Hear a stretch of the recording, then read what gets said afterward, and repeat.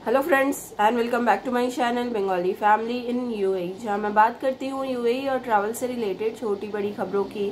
तो दोस्तों, आज के इस वीडियो पे बात करेंगे यूएई वर्क वीज़ा से रिलेटेड कुछ रिसेंट नए और इम्पोर्टेंट अपडेट के बारे में। आप सबसे रिक्वेस्ट है वीडियो को एंड तक के देखिएगा ताकि पूरा अपडेट आप सबको पता चल सके। तो दोस्तों, अगर आप भी यूएई का वर्क वीज़ा लगाना चाह रहे हैं या आने वाले समय पे आपका वर्क वीज़ा लगने वाला है, तो कुछ चेंजेस किए गए हैं यूएई वर्क वीज़ा के अंदर। तो सबसे पहला जो स्टेप होता है वर्क वीज़ा से पहले, वो होता है आपका कॉन्ट्रैक्ट पेपर। कॉन्ट्रैक्ट पेपर में डिफरेंट पॉलिसीज लिखी होती है, डिफरेंट एग्रीमेंट्स लिखे हुए होते हैं, क्या चेंजेस होने को है या क्या आपका हक है, क्या कंपनी का हक है, ये सारी चीज़ें कॉन्ट्रैक्ट पेपर में लिखी हुई होती है। और इससे रिलेटेड कुछ भी इशू अगर होता रहा है तो हम मोहरे को कंप्लेन कर सकते हैं, क्योंकि ये जो पेपर होता है ये एक्चुअली मोहरे की तरफ से ही होता है। ठीक है, गवर्नमेंट आपको वर्क वीज़ा देती है, यानी कि कॉन्ट्रैक्ट पेपर का जो फॉर्मेट होता है, क्या उसमें रहेगा क्या नहीं, सारी चीज़ें जो है वो मोहरे की तरफ से होती है।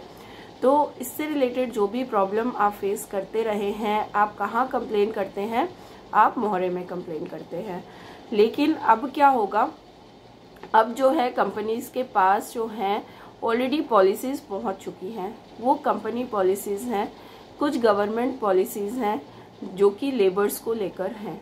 ठीक है, कंपनीज की पॉलिसीज क्या है? कंपनी की खुद की कुछ पॉलिसीज होती है जो डिपेंड करती है कंपनी के साइज और स्ट्रक्चर के ऊपर और नेचर ऑफ वर्क के ऊपर, कि वो कंपनी किस तरीके का काम करती है, किस तरीके के लेबर्स अपॉइंट करती है, किस तरीके के वीज़े देती है। ठीक है, और गवर्नमेंट की भी कुछ पॉलिसीज हैं लेबर को लेके। तो ये सारी पॉलिसीज को लेकर जो है अब आपका कॉन्ट्रैक्ट पेपर बनेगा। इसका क्या मतलब है? इसका मतलब हम समझ लेते हैं। ये पॉलिसीज सामने इसलिए आई हैं क्योंकि अभी जो होता है कॉन्ट्रैक्ट पेपर के बाहर का हो या कॉन्ट्रैक्ट पेपर में लिखा भी हुआ हो, अगर आपको या आपकी कंपनी को कोई भी प्रॉब्लम फेस करना पड़ रहा है, कोई भी प्रॉब्लम होती है related to salary, related to leave, related to anything, आप जाके कंप्लेन करते हैं मोहरे में। लेकिन अब जो है आपको पॉलिसीज काफ़ी अच्छे से रीड आउट कर लेनी है, चाहे वो कंपनी की पॉलिसी हो या फिर गवर्नमेंट की पॉलिसी हो, कि आपके लिए क्या एग्रीमेंट बनाया गया है। उस एग्रीमेंट के बाहर का अगर कंप्लेन है तो ही मोहरे जो है आगे जाके आपका एक्सेप्ट करेगी।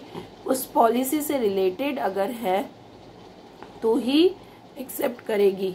अगर आप उस पॉलिसी को नहीं मानते हैं सॉरी, अगर आप उस पॉलिसी को नहीं मानते हैं और कंप्लेन करते हैं तो आपकी कंप्लेन रद्द की जाएगी। ठीक है, तो कंक्लूजन क्या है मैं आपको बता देती हूँ। कॉन्ट्रैक्ट पेपर को अच्छे से समझना है, जानना है, उसके बाद सिग्नेचर करना है।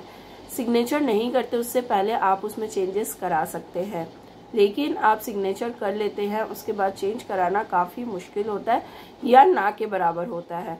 तो अगर आप ऐसी कोई भी पॉलिसी जो कंपनी की है या गवर्नमेंट की है, आपने उसमें सिग्नेचर किया है और आप उसी से रिलेटेड कंप्लेन करने जा रहे हैं, तो वहाँ पे आपका जो कंप्लेन है वो रद्द कर दिया जाएगा।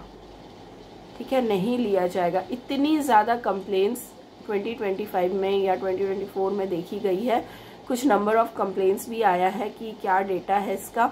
इतनी ज़्यादा कंप्लेंट्स कभी भी नहीं आया है डेटा में, तो इसीलिए इस स्टेप को लाया गया। तो जो लोग भी वीज़ा रिन्यू करवा रहे हैं या नया वीज़ा लगा रहे हैं, अपने पॉलिसीज़ को, कंपनी पॉलिसीज़ को या फिर एग्रीमेंट को या कॉन्ट्रैक्ट पेपर को काफ़ी अच्छे से पढ़ें, उसके बाद ही साइन करें। मिलते हैं नेक्स्ट वीडियो पे एक नई अपडेट के साथ। तब तक के लिए goodbye and take care.